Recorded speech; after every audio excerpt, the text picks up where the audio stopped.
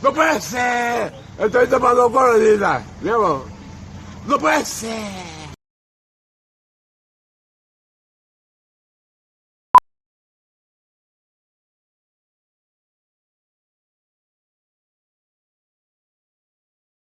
Bueno, hola niños del CEN, gente del CENS, muchachos, muchachas del CENS. Soy el profesor Jorán, el profesor de literatura, para aquellos que no me vieron todavía. Estoy haciendo este video para aclarar algunas cosas de los géneros literarios, hay algunos que por ahí todavía no están acertando en las respuestas. Bien, ¿qué es un género literario? Nosotros ya vimos que es de literatura, bien. Así como nosotros tenemos un ropero con ropa y ahí tenemos determinados cajones y vamos poniendo en cada cajón determinada ropa que tiene rasgos comunes, por ejemplo los pantalones se caracterizan por usar para los pies, y los ponemos en un cajón. Las remeras en qué se caracterizan, por ser de manga corta, de determinada tela, y se ponen en otro cajón. Todas las remeras tienen un rasgo común, son para utilizar sobre la piel. Bien, lo mismo pasa con las medias. ¿Para qué sirven las medias? Para ponerse en los pies, para cubrirse los pies, y tienen esa característica común y van en otro cajón. Los géneros literarios es lo mismo. Cada género literario tiene características comunes que se agrupan en determinados géneros.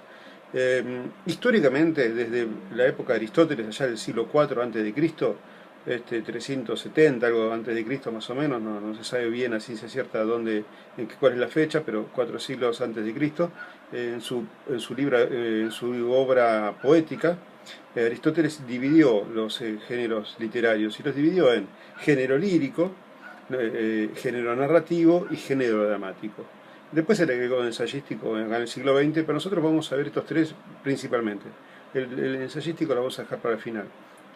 Pero vamos a ver el primero, que es el género lírico. Voy a pasarle, fíjese, en este poema de Neruda, lo que tiene, qué es lo que hace que pertenezca al género lírico.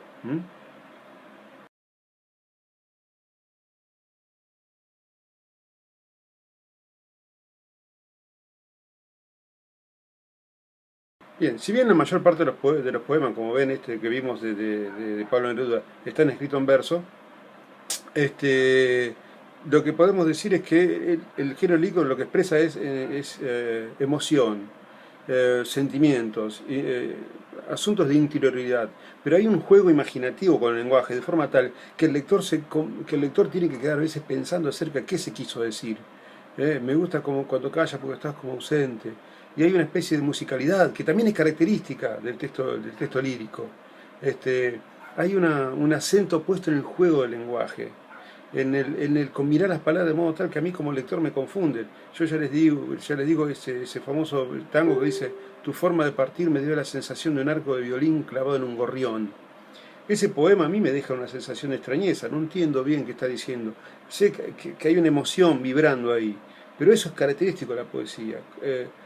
Dar una especie de emoción o sentimiento, transmitirlo y producir una sensación en el lector de extrañamiento, de sorpresa ante una nueva visión del mundo. Esto es el género lírico, un intenso juego con la palabra. Este, para producir esa extrañeza en el lector. ¿Pero qué caracteriza a la poesía en general? En general caracteriza a la poesía el uso del verso, el uso de la rima y la métrica, la cantidad de sílabas por verso, que produce cierta musicalidad. Eso es muy característico. Los versos, que son cada línea, se agrupan en estrofas. ¿Mm? Yo a ustedes les di un soneto de Francisco Luis Bernarde, que son 2 cuartetos y 2 tercetos. 2 cuartetos son 2 estrofas que tienen cada una 4 versos, y los 2 tercetos que son 2 estrofas que cada una tiene 3 versos.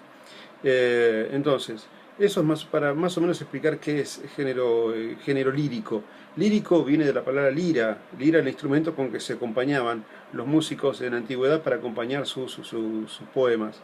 De ahí quedó género lírico. O sea que el género lírico está ligado desde sus comienzos a la musicalidad. Bien, vamos a pasar al próximo género. Bien, el género que vamos a ver ahora es el género narrativo.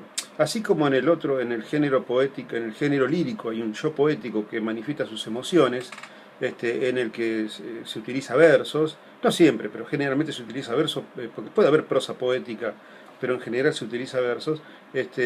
Aparece el género narrativo, que es nuestro próximo género literario.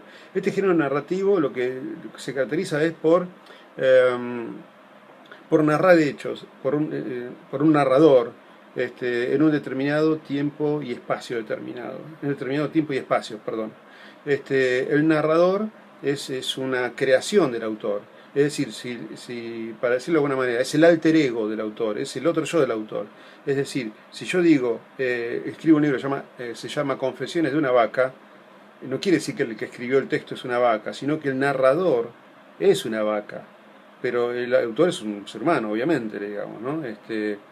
Por ejemplo, no sé, si vos escribís una autobiografía de un perro contando su vida, el narrador es un perro, pero el autor es un ser humano, una mujer o un hombre. Bien, se caracteriza la estructura, se caracteriza en general del género, de este género, por una introducción en que se presenta el planteamiento, el escenario, digamos, ¿no? Personajes, lugar, donde el escenario o lugar donde se van a dar los hechos, los personajes que aparecen, características de cada personaje, descripción de ellos. Después el conflicto, el nudo, digamos, ¿no? Donde el nudo, o el conflicto que hace que atrapa al lector, y finalmente el desenlace o resolución o final. Ese generalmente es es el género narrativo, no tiene mucho misterio, digamos, ¿no? Pero bueno, lo importante es que son narración de hechos o de sucesos en un tiempo y lugar determinados, digamos, ¿no? Y está narrado por un narrador, que no es lo mismo que un autor. Hoy yo les puse un cuento ahí breve que de autora Ana María Joa, que se llama La Mujer, no sé si lo vieron, que espero que lo hayan leído, un muy interesante cuento que, bueno, si volvemos a clase discutimos sobre él. Vamos al próximo género, que es el género dramático, y y ahora a continuación les voy a mostrar algo que para que se note bien que es un género dramático.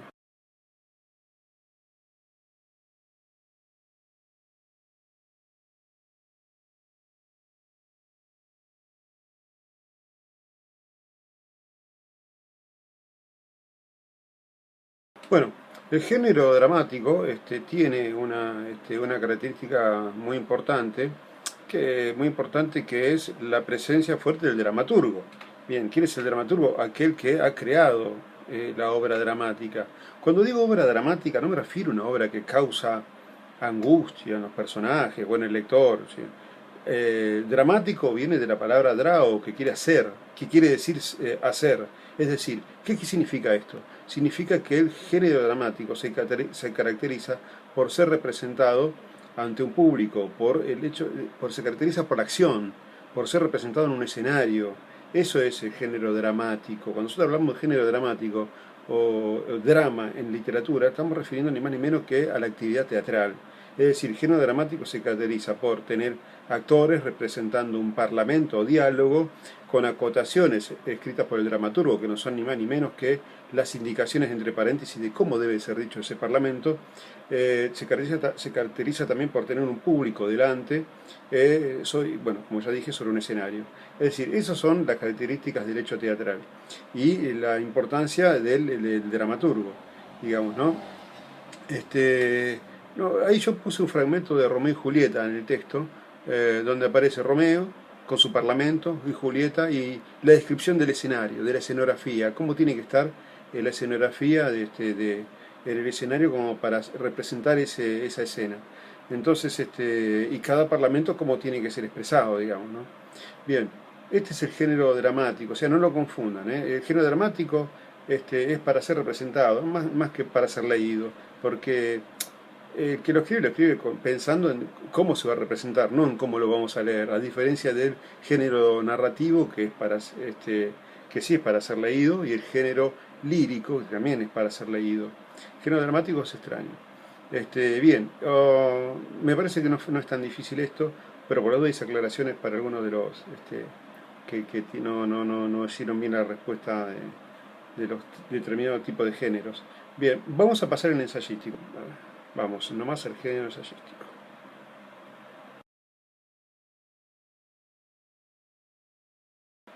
Bien, supongan que ustedes están hablando con alguien y están hablando acerca de, por ejemplo, la pena de muerte o el aborto legal. Bien, y empiezan a explicar su postura. Lo que ustedes hacen generalmente es dar su postura arrancando del punto de vista, diciendo estoy en contra o estoy a favor. Y continuamente, ¿qué dice? Dale el porqué, digamos, ¿no? Una serie de argumentos que van a defender su punto de vista. Bien, el ensayo es más o menos parecido, pero con un poco más de formalidad. El ensayo es una especie de texto en el que uno plantea un tema polémico de manera breve, plantea el ensayo no es largo, sino más bien breve, plantea un tema polémico sometido obviamente a la discusión o al debate del público que se acerca a ese texto. Por ejemplo, la pena de muerte o el aborto legal, por ejemplo, para decir algunos de los más polémicos. Bien, el autor opina, pero como es breve el texto, no lo sostiene ninguna base de investigación, no hay una bibliografía abajo que diga qué libros consultó ni nada, es simplemente la opinión de él sometida a la visión de sus lectores. Bien, esto del ensayo es un tipo de texto, como ya les dije, polémico, donde uno manifiesta opinión. La estructura es la siguiente: hay un tema que se introduce, pues, si es aborto legal hay que explicar qué es el aborto legal, qué significa, por qué se habla del tema. Después aparece la tesis. La tesis no es ni más ni menos que el punto de vista, es qué posición adopta al respecto. Después viene el desarrollo. En el desarrollo aparecen los argumentos que defienden mi tesis o punto de vista. Finalmente, después de dar todos mis argumentos defendiendo mi punto de vista, aparece la conclusión, que no es ni más ni menos que una especie de resumen de lo que yo ya dije. Ahí no digo nada más, no agrego nada más nuevo, perdón. No agrego ninguna idea nueva, para decirlo, perdón por el furcio. No agrego ninguna idea nueva. Es decir, es simplemente resumir lo que ya dije. ¿Para qué? Para que el lector le quede más grabado, como si fuera un martillazo. Esto es lo que te quise decir y acá te lo resumo, te lo sintetizo. Que te quede bien grabado. Bien, es una invitación a la polémica, a la discusión, al debate. Y eso es lo que está bueno en el género ensayístico. Chicos, que espero haber más o menos sido claro con esto, ¿no? El género literario es un conjunto de obras que tienen características determinadas, y esas características determinadas hacen que formen un conjunto. Y esos conjuntos ya tienen nombres, según Aristóteles, que son género lírico, género narrativo y género dramático. Se agregó en el siglo XX el género ensayístico, que es lo que acabo de explicar. Bueno, espero que haya sido un poquito más claro para todos ustedes. Yo sé que lo hice un poco rápido, perdón, pero acá tengo mis espectadores que están durmiendo, están aburridísimos, así que me imagino del otro lado también deben estar aburridos. Abrazo para todos y ojalá que esto termine pronto y nos vemos. Lávense bien las manos, cuídense y cuiden a sus familias. Abrazo para todos. No entendí.